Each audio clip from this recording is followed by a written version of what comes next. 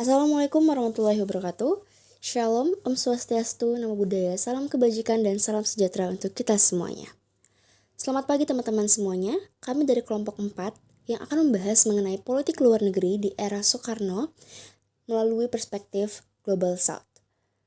Kelompok kami beranggotakan 5 orang, ada Friendly, Salma, Inayah, Apple, dan Princesi. Poin materi kami hari ini ada 5, mengenai latar belakang, pertanyaan, pembahasan, fun fact, dan terakhir mengenai kesimpulan. Untuk mempersingkat waktu, mari kita masuk ke bagian pertama, latar belakang. Pasca proklamasi di tahun 1945, Indonesia hadir sebagai negara yang baru di tengah ketegangan Perang Dingin. Pada saat itu, dunia terbagi menjadi 2 kutub besar, di mana blok barat yang dipimpin oleh Amerika Serikat dengan kapitalisme liberalisme dan blok timur yang dipimpin oleh Uni Soviet dengan sosialisme komunisme. Situasi yang terbagi menjadi 2 seperti membuat negara-negara baru yang baru saja merdeka mengalami dilema. Apakah mereka harus berpihak dari salah satu blok tersebut atau malah mencari jalan tengah demi menjaga kedaulatan politik negaranya sendiri?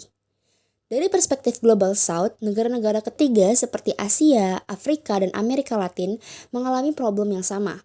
Soekarno, yang pada saat itu menjadi pemimpin pertama Indonesia, melihat sebuah peluang untuk membangun solidaritas antara negara-negara dunia ketiga. Soekarno juga membuat sebuah gagasan besar mengenai persatuan bangsa-bangsa yang tertindas. Dan kemudian hal ini menjadi dasar dari Konferensi Asia Afrika di Bandung pada tahun 1955. Hal ini menjadi pilihan politik luar negeri Indonesia untuk mempercayai prinsip mengenai bebas aktif yang terlahir pada saat Konferensi Asia Afrika pada saat itu. Prinsip dari bebas aktif ini memiliki arti tersendiri di mana kata bebas berarti Indonesia tidak memihak pada blok manapun dan tidak terseret dalam perkelahian ideologis antara blok barat maupun blok timur.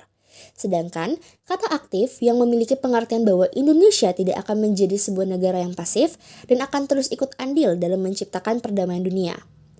Prinsip dari bebas aktif ini pula tidak hanya sekedar sikap netral saja, melainkan sebuah strategis diplomasi yang secara tidak langsung tercipta secara proaktif. Konferensi Asia Afrika menjadi momentum penting bagi Indonesia untuk menegaskan politik luar negeri bebas aktif. Artinya, Indonesia tidak memihak blok manapun, tapi tetap aktif berkontribusi pada perdamaian dan solidaritas dunia ketiga. Pada masa Soekarno, politik luar negeri bukan hanya strategi bertahan, melainkan juga upaya membangun kepemimpinan Indonesia di tingkat internasional. Di sini, kelompok kami berupaya untuk membahas politik luar negeri era Soekarno melalui 2 rumusan masalah. Rumusan masalah yang pertama adalah bagaimana pemilihan politik bebas aktif pada era Soekarno menjadi strategi untuk memperoleh pengakuan kedaulatan dan memperkuat posisi Indonesia di antara negara-negara berkembang di dunia.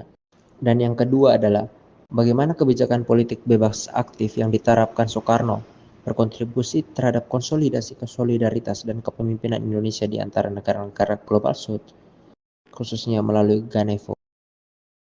Selanjutnya, kita akan masuk ke pembahasan pertama untuk menjawab pertanyaan pertama. Pemilihan prinsip politik luar negeri bebas aktif pada masa kepemimpinan Soekarno menjadi sebuah trik yang sangat strategis untuk berdiplomasi. Hal ini dikarenakan dapat disesuaikan dengan kondisi global setelah kejadian Perang Dingin dimulai. Dengan menggunakan prinsip bebas aktif ini, secara bebas Indonesia tidak memihak atau mendukung secara langsung pada blok barat maupun blok timur.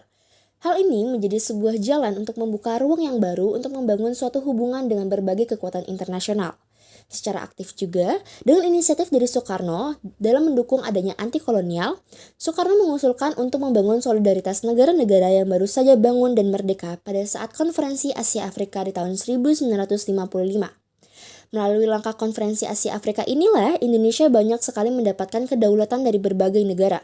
Hal ini menjadikan Indonesia dikenal juga sebagai motor penggerak utama negara-negara yang berkembang.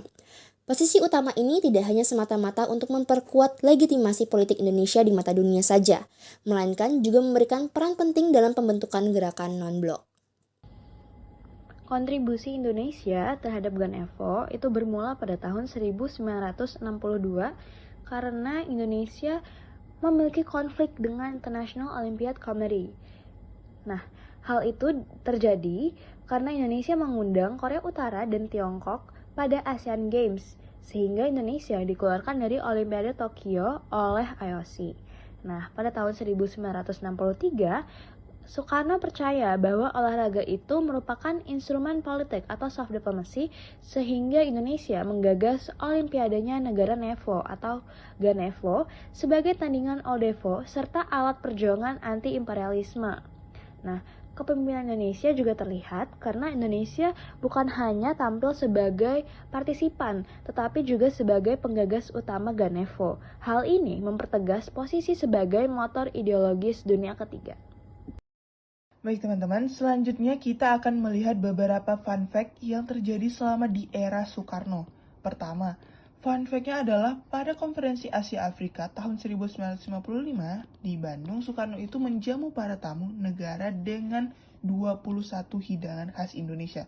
Dimulai dari sate, rendang, sampai es lele juga. Kemudian fun fact yang kedua, Soekarno itu percaya bahwa olahraga bisa dijadikan sebagai alat diplomasi. Nah, setelah Indonesia dikeluarkan dari Olimpiade Tokyo tahun 1964, beliau ini menggagas GANEVO atau Games of the New Emerging Forces sebagai tandingan Olimpiade.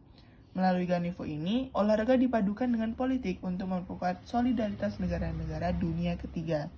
Nah, kemudian fun fact terakhir nih. Tahukah teman-teman bahwa ternyata gedung MPR atau DPR ini awalnya bukan untuk parlemen.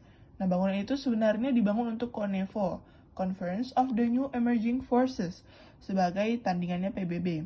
Nah, baru setelah Soekarno ini lengser, gedung ini dialihfungsikan menjadi gedung DPR atau MPR yang kita kenal sekarang. Baik teman-teman, selanjutnya kita beralih kepada kesimpulan dari pembahasan kita.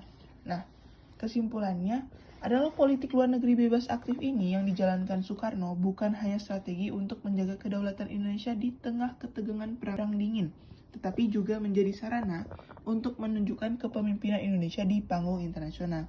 Nah, melalui konferensi Asia Afrika, Indonesia berhasil memperkuat pengakuan internasional dan membangun solidaritas negara-negara yang baru merdeka. Dengan demikian teman-teman, prinsip bebas aktif di era Soekarno itu terbukti bukan sekadar sikap netral, melainkan strategi proaktif yang mengukuhkan Indonesia sebagai pelopor gerakan anti-imperialisme dan pemimpin bagi negara-negara Global South. Begitu sekian presentasi dari kelompok kami. Terima kasih teman-teman atas perhatiannya. Jika ada pertanyaan, boleh banget nih ditanya ke kelompok kami.